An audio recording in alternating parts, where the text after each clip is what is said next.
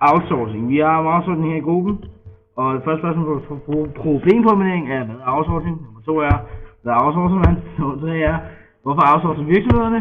Nummer 4 er, til hvilken land outsourcer hvilket erhverv? Og den sidste men ikke mindst, har vi positive og negative ting ved outsourcing. Okay, hvad outsourcer man generelt? Outsourcing er defineret som en hel eller delvis udflytning af forretningsaktiviteter, der i udgangspunktet udføres internt i virksomheden.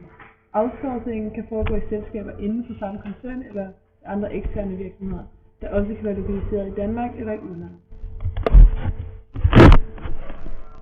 Hvad outsourcer man?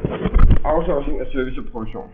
En del af danskernes administrative arbejde kan sagtens laves billigere i Manila på Filippinerne, Lviv i Ukraine eller Bangalore i Indien. De jobs, der er allermest i fare, er bankassistenter, økonomi- og regnskabsfolk, tekniske tegnere, programmører og mange andre. En prognose fra analysefirmaet Forrest Research fortæller, at antallet af vestlige servicejob, der rykker til udlandet, vil stige fra over 500.000 i løbet af det næste år til 3,3 millioner i 2015. Lønnen i den indiske servicebranche er det seneste år steget med 15-20%.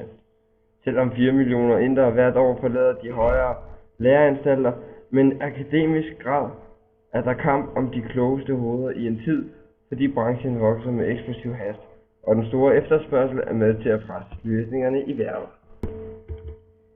Virksomheder outsourcer, fordi det er billigere. For eksempel en arbejder i Indien skal have cirka en 20. af hvad en arbejder i Danmark skal have. Der er en lang række fordele ved outsourcing. Du kan for eksempel frigøre kapacitet i din virksomheds egen produktion, tilpasse produktionen til svingende markedsbehov eller øge den samlede produktion uden at investere i nye maskiner eller bygninger.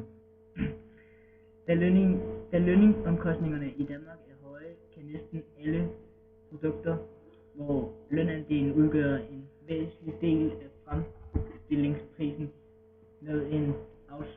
med fordel outsourcing. Til hvilke lande outsources hvilke erhverv? Virksomhedernes outsourcer til de lande, der har den erfaring, som virksomheden har brug for. Som et eksempel kan man bruge SAS. Hvis SAS har brug for noget til at producere en hjemmeside, kan de ansætte nogen i Indien, fordi Indien måske er bedst til at lave hjemmesider. Et andet eksempel kan være, at Apple får deres iPhones produceret i Kina, da Kina er bedst til det og billigere i forhold til, hvordan prisen vil være i USA. Hvilket vil sige, at virksomheder, der outsourcer, gør det, fordi de er billigere. Hvad er positiv og negativ outsourcing? Først har vi negativ, mange erfaring med leverandøren, usikkerhed med leveringer af kvalitet, egne medarbejdere med maskiner skal ikke benyttes længere, det er også negativt, mister på sigt egne kompetencer og ekspertise. De positive ting, eventuelt billigere hos leverandørerne. Leverandøren har måske stordriftsfordele, sparringspartnere, leverandørens eventuel ekspertise, bedre cashflow, risikospredning, frigør kapital og styrke din interne fokusering. Det var det.